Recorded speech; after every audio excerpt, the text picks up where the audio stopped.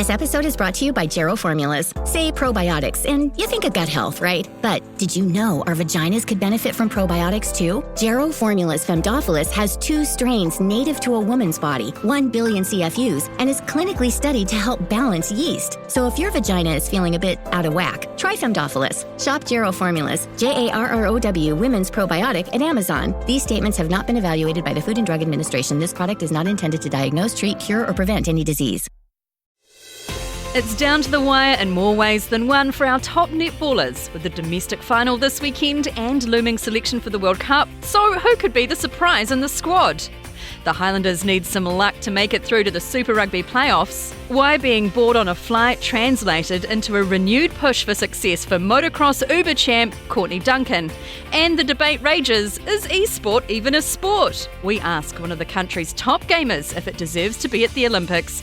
Kia ora, I'm Zoe George and this is The Podium, sports news but not as you know it from Stuff. The ANZ Premiership final is here following a nail-biting 1-point elimination final between the Stars and the Pulse last weekend in Porirua. This week it's the Stars versus the Mystics and it's the first time 2 Auckland teams will play in the final. But they're playing in Hamilton. Why is that, former Silver Fern turned Sky commentator Courtney Tyree? I know, it's a little bit crazy, isn't it? I spoke to Maya Wilson yesterday and she said, apart from the Magic being in the grand final, this is probably best case scenario that 2 teams from Auckland their whānaus can just drive down the motorway. But unfortunately, I do believe that there wasn't another stadium available unless we went to like Palmerston North. So, I mean, I think if you consider that, it probably is best that it is Hamilton. Oh, well, hopefully. Either way, it's going to be a great game. All right, who are going to be the game makers for this final? Well, for me, it really is, and this is going to be a little bit crazy, but the wing defences. So when you think about both teams and you think about the Mystics, Peta Tuiava and her connection to Grace, she is the main feeder. She can turn, and I was watching their game back.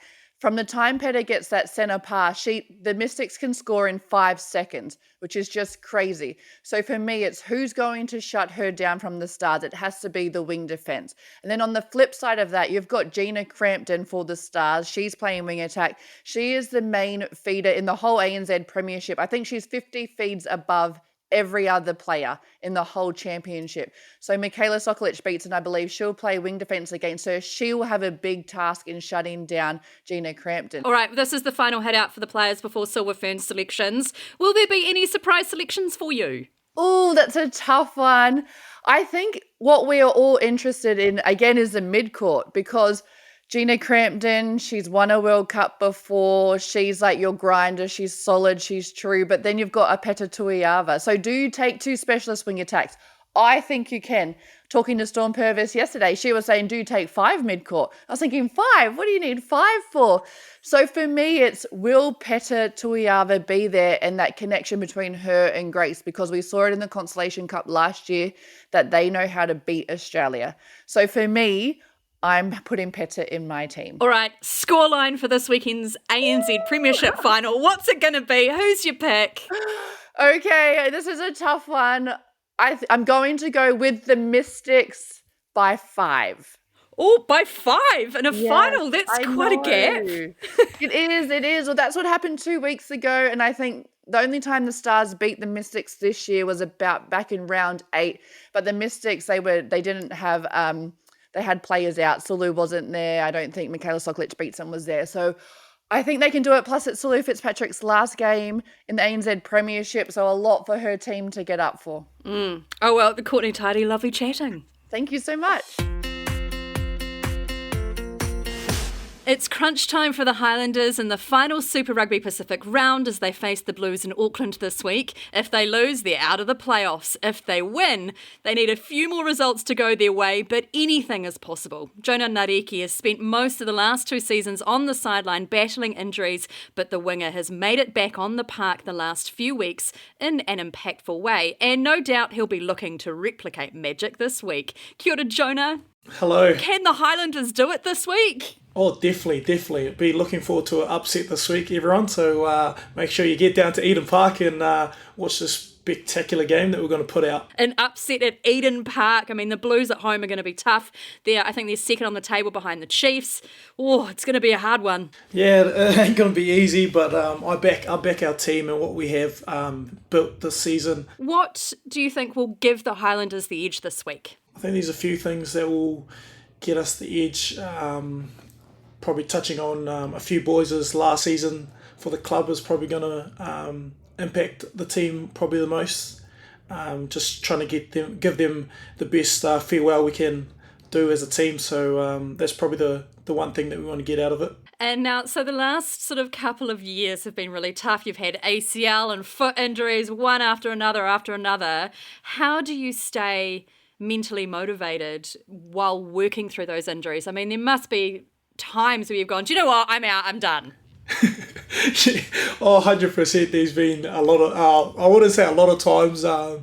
It's been quite good. When I did my ACL, I kind of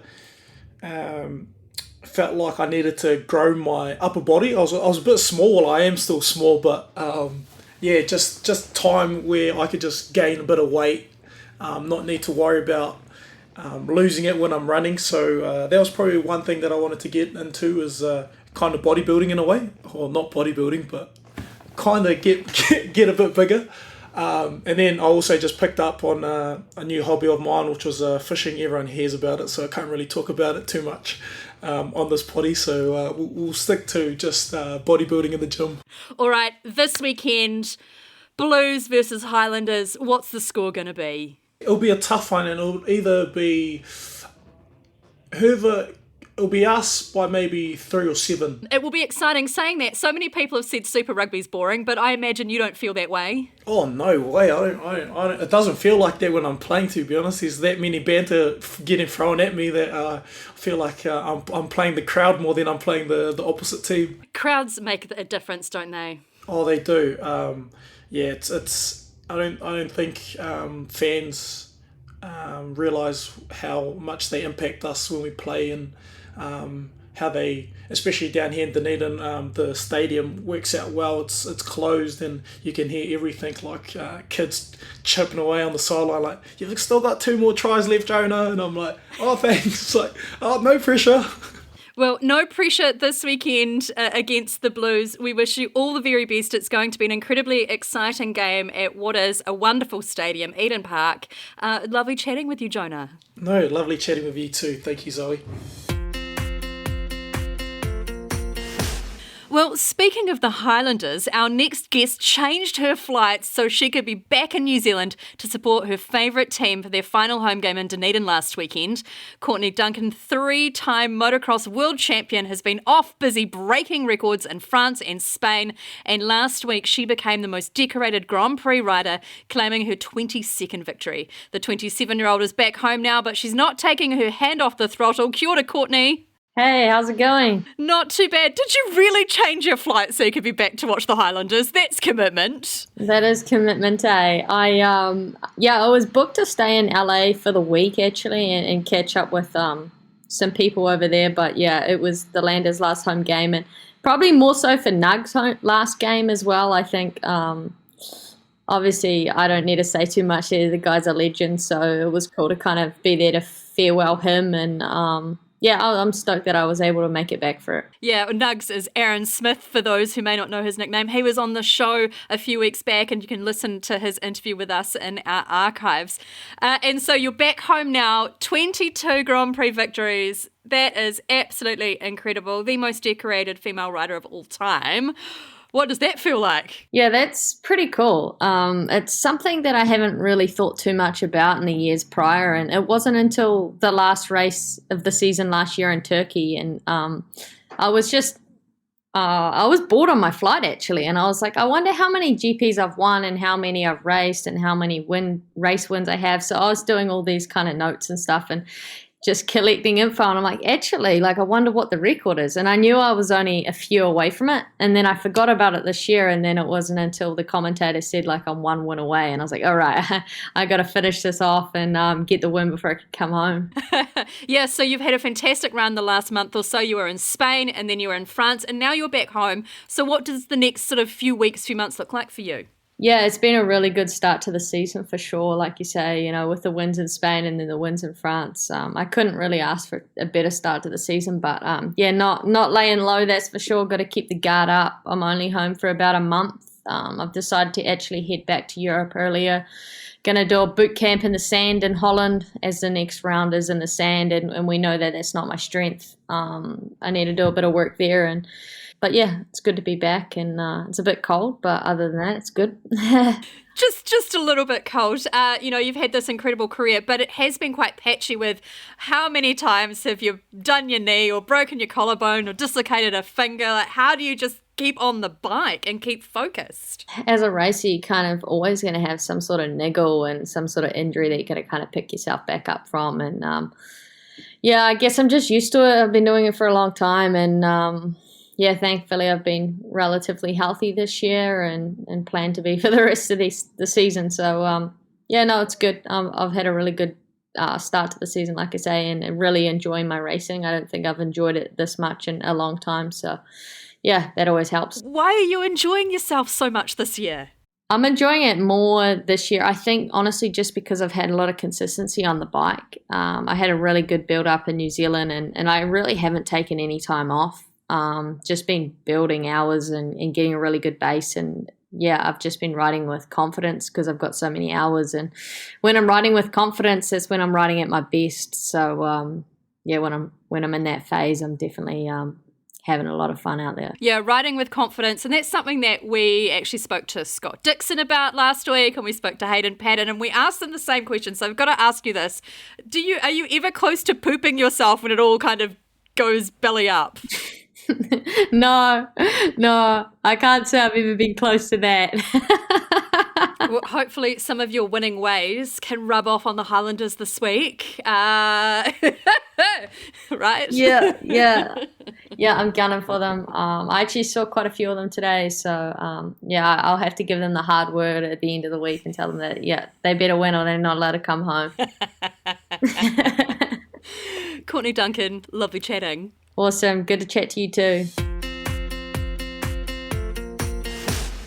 Here's what else is making headlines. The Maroons have gone 1-0 up after a 26-18 win over the Blues in the State of Origin last night. Game 2 is on June 21st.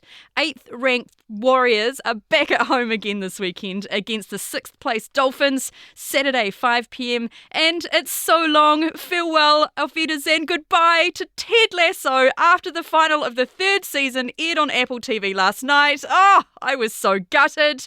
But you can relive all the Ted Lasso glory in episode 52 of the Podium podcast, featuring interviews with Wonder Kid Nate Shelley, Richmond FC's star striker Jamie Tart, and Danny Rojas. Football is life. But if you're still after a football fix, don't forget the Football World Cup on home soil starts in 40-something days. Can't wait.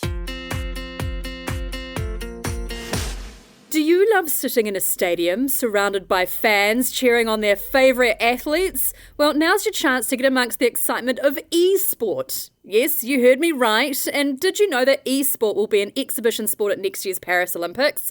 That's right, it's an Olympic sport. Some of the world's best e-athletes are in Auckland this long weekend at the Armageddon Expo, showing off their skills in League of Legends and Valiant tournaments. Among them is Kiwi professional athlete turned commentator and coach Ari Green-Young, aka Shock. Kia ora, Shock, welcome to the podium. Hello, thank you for having me. Is e-sport really a sport? Oh, it's a controversial question. I get asked all the time. I would say it is a sport, but I think it's very different from physical sports. So, when people always have that conversation about, should esports be at the Olympics and stuff, I would kind of say no, but I don't think it's because it's not a sport. I think it's just a very different kind of sport. I saw a documentary about esport recently, I think it was on Netflix, about the amount of time and training, the fact that you actually do have to be physically fit, like you have to sleep properly, you've got to eat properly, you've got to stay hydrated. There's a lot of stuff that goes into preparing to be a professional e-athlete. Yeah, definitely. I think the time is the one that kind of people know about, like the natural part of the fact that you don't really get tired per se. It's not like physically demanding exactly, means that you can spend more time, practicing or, studying or whatever, makes it so that there are long hours required. And then I think just naturally, if you do want to be like high performance at anything, you kind of have to take care of your body, right? Like it's just one of those things that you sort of, it like makes you play better and you can't really ignore it. For someone who's never experienced a live esport event, can you give us a quick 101? What can we expect? Honestly, I think you can expect a lot of the stuff you see from kind of normal sports events. Like the crowd is normally like very lively, and a lot of them are actually like real nice to talk to. People will explain the game to you if you ask. I'm sure they'll be more than happy to talk your ear off with how it works. But yeah, no, it's really fun. It's a good community experience, and I think as with any live event, just like being there and watching it, even if you don't exactly know how the game works, it's just fun, like being there. How did you figure out that you were, professional level? Did it just kind of, you just spent lots of hours playing and then one day you went, actually, I'm actually quite good at this? Well, in like most games, they have like a ladder system in the game that kind of tells you like your rank relative to everyone else on the server or everyone else that's like playing the game in your region. So as I like got better at the game, like my rank went higher and higher, and eventually it kind of got to the point where like I always kind of wanted, I guess, to be a professional player, but it was more like a dream for a lot of the time, and then as I got a higher and higher rank and I like started to know more and more people, it was like, I could really do this if I just like get a little bit further. And then, yeah, eventually I got there. How do you break the news to your parents that you want to play video games professionally? Oh, not easily, to be honest, not easily. I think one thing that really helped legitimize it for my parents was that there was a live event that I played at, and that I think really turned things around. Before that, it was definitely like, sure, you can be whatever you want to be, but you're going to uni, right? Like that sort of thing. And I was like, yeah. But eventually, like back then it was the NZGC, which was like New Zealand Championships for League. I think that was 2016. And so we got to play that, and the live event was held at Motat, actually. And there was like a decent crowd, and that was my first time playing on stage, and it was also the first time like my parents came to an event, and I think that really turned it around for me. Yeah. Can you make a living off being a professional esport player? Yeah, definitely. I think there's like, now more than ever, there's like a lot of different avenues for how you can actually like make money as like an esports professional. But I think like there's definitely no doubt that for people under like the Premier League sort of thing, it would be quite hard to do full time. Like you probably would have to do something part time. But if you do make it into like the top league within your region, there's a pretty good chance you can do it full time. Well, I look forward to hopefully listening to you commentate this weekend, and hopefully you'll get lots of good crowds cheering on the teams at the esport tournaments at this weekend's Armageddon. Shock, Ari, lovely to talk with you. You too, of course. Thank you again for having me. And that's The Podium. I'm Zoe George, and on behalf of our guests this week, producer Jono Williams and sound engineer Connor Scott, thanks for listening. Do you think esport's a real sport and belongs in the Olympics? Tell us at thepodium@stuff.co.nz. Until next Thursday, ka kite anō, go well.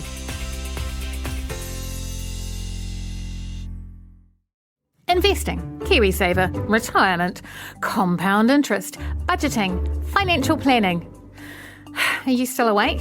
Ever think it was time women got a seat at the table when it comes to talking and understanding finance? Yeah, us too. This is Power Money Security, a podcast redefining PMS for financially empowered females. And yes, I'm talking to you, you incredible wahine. You'll hear from amazing women who are passionate about making the financial world more accessible. You'll hear inspiring stories from women leading the charge in making money and in creating pathways for other women to come along. And you'll get real-world advice on how to get our finances in order and plan a strong financial future. Listen and subscribe to Power Money Security, brought to you by The Table, where Kiwi women talk money. Sponsored by Mercer.